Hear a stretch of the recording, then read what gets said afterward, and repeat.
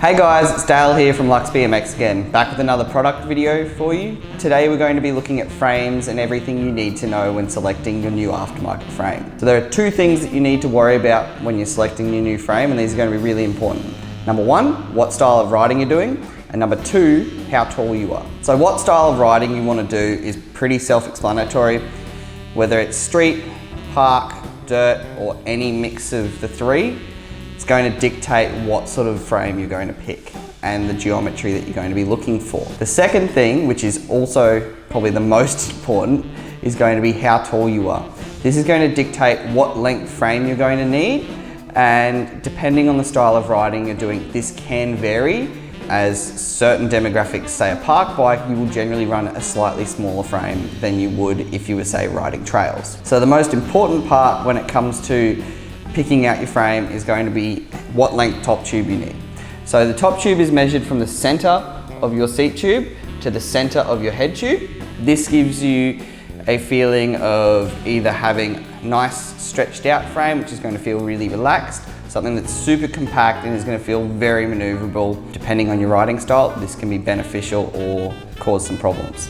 Today we've got three frames lined up. We've got the Wethepeople Doomsayer, the Hyper Lunatic, and the United Knightsbridge.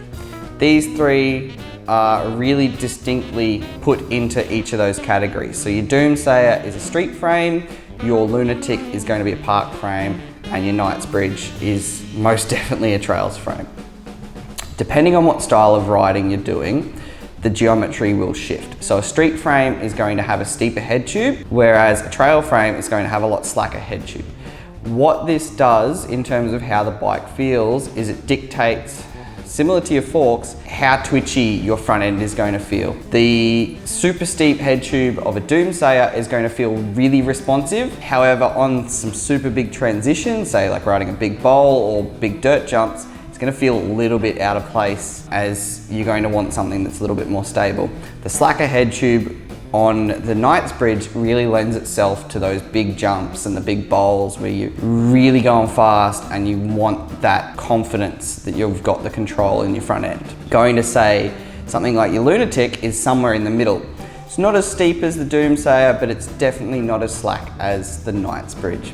This results in an all-round feel where it's super responsive but also feels very controllable. So another thing to worry about is going to be your chainstay length. So that is measured from the center of your dropout to the center of your bottom bracket. Again, this is going to affect how the frame feels, specifically in manuals, as well as how it feels when you're landing into transition. A super short back end is going to be really easy to get into a manual, but in the instance where you're, say, riding like a big ramp or jumping a box, if you land a little bit heavy on the back end, it is going to feel very loopy. For some of you, that may be what you're looking for. Something like the Knightsbridge is going to have a really long back end. As it's designed for those big jumps, the really long back end makes it super stable and allows you to get a lot of pop at speed. Not to say you can't do that on these, but it is a lot more controllable on the Knightsbridge than, say, the Lunatic or the Doomsayer. Another key factor to worry about, and again, changes depending on your demographic of riding, is going to be your standover height.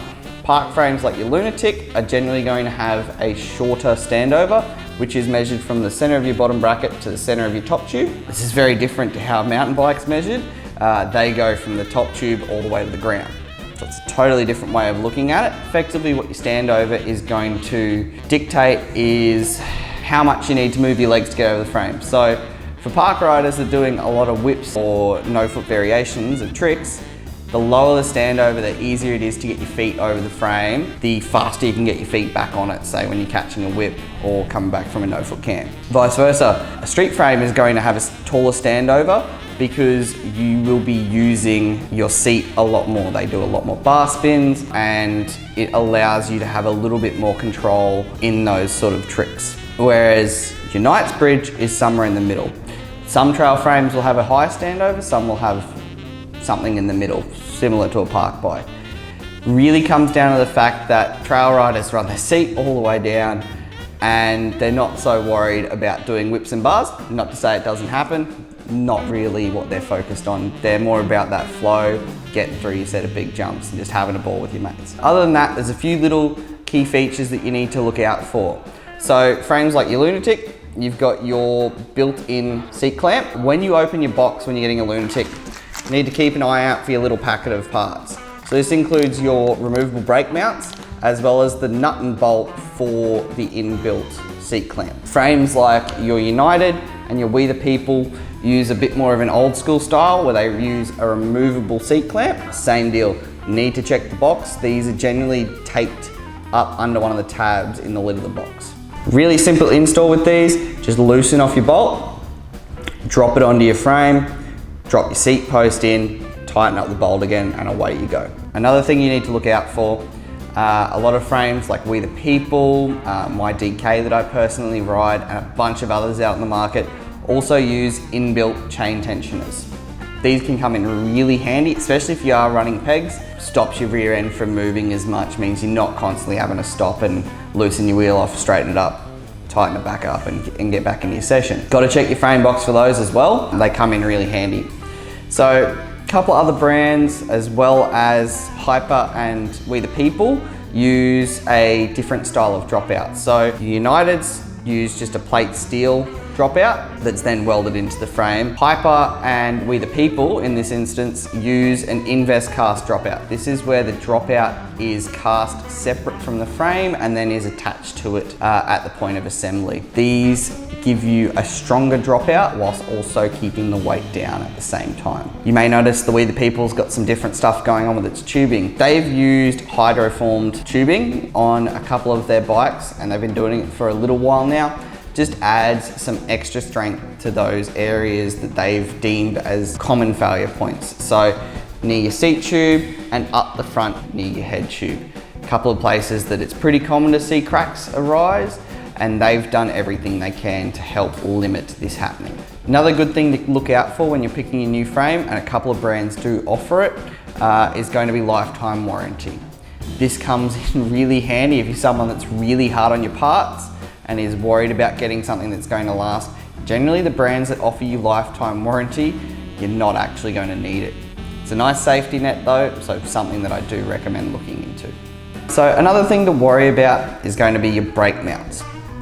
Depending on what sort of frame you go for, some may include them, some may not. So your Doomsayer, being a solely street-based frame, doesn't have any option for brake mounts. They are a completely brakeless frame. Your Lunatic offers your removable brake mounts, which we've touched on briefly already. And then your Knightsbridge, and very common for a lot of trail frames, is going to have welded on brake mounts that you cannot take off. If you are really struggling to pick out your new frame, something that I would recommend doing is have a look at what your favorite riders are riding. May not be perfect for you, but it's definitely going to help lean you in the right direction. If you're watching a lot of, say, Courage Adams, really into all that nose manual stuff that he does, like that sort of street style of riding, more than likely that something orientated towards street riding is going to be the go. Vice versa, if you like someone like Flint Reynolds and love watching him bomb through a massive set of doubles, something like Knightsbridge, Credence MOD, going to be right up your path as well. Let's go for someone a little bit more confusing. Let's say Gary Young does a bit of everything. Then you're looking at something that would be an all-rounder frame. So Sunday Soundwave, Cult Hawk, really good all-round frames. End of the day, it comes down to what you want to do with it though. So have a think. If you get stuck and you need to ask us any questions, feel free to shoot us a message at help@luxbmx.com or get in touch with us via the socials. Always happy to help. Cheers.